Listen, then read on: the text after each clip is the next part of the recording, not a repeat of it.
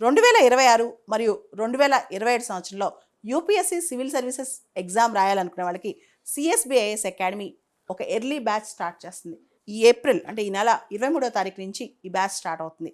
ఇది PCM course అనమాట. అంటే prelims come mains complete course. ఇది దాదాపు 11 నెలలు ఉంటుంది. ఈ కోర్సులో అన్ని సబ్జెక్ట్స్ కవర్ అవుతాయి. ఇది ఆఫ్లైన్లో సిఎస్బిఐఎస్ అకాడమీకి వచ్చి చదువుకోవచ్చు, లేదా ఆన్లైన్లో కూడా ఈ కోర్స్ యాక్సెస్ చేయొచ్చు. దీనికి సంబంధించిన డీటెయిల్స్ ఈ వీడియో పైన డిస్ప్లే అవుతున్న ఫోన్ నెంబర్స్ కాంటాక్ట్ చేసి కనుక్కోవచ్చు.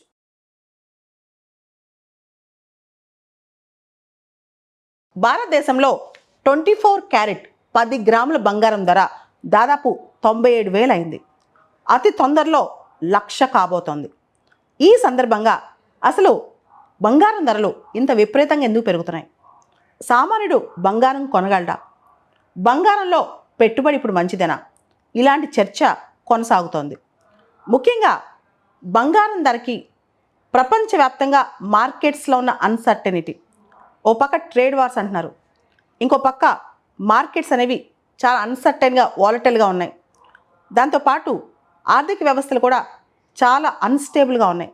ఈ పరిస్థితిలో బంగారం మాత్రమే, ఎల్లో మెటల్ మాత్రమే సేఫ్ బెట్ అంటున్నారు.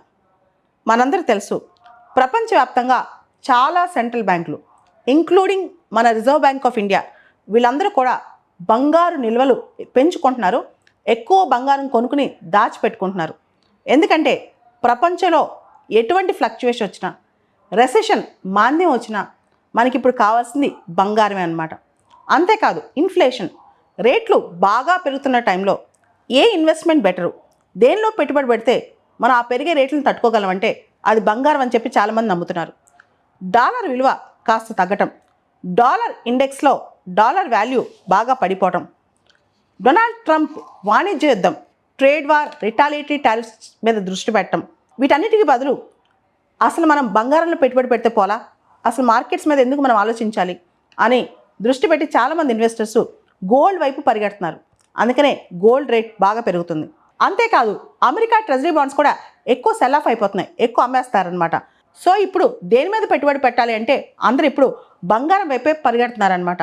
అమెరికాలో రెసెషన్ వస్తుందన్న భయం, అమెరికా చైనా మధ్య ట్రేడ్ వార్, అదేవిధంగా గ్లోబల్ మార్కెట్స్లో వాలటాలిటీ, అన్సర్టెనిటీ, దాంతోపాటు చాలా సెంట్రల్ బ్యాంక్స్ గోల్డ్ కొనుక్కోవడం, వీటన్నిటిని చూసి రిస్క్ అనలిస్టులు కూడా కొంతవరకు మన పెట్టుబడులు గోల్డ్లో ఉంటే మంచిదని నమ్ముతున్నారనమాట.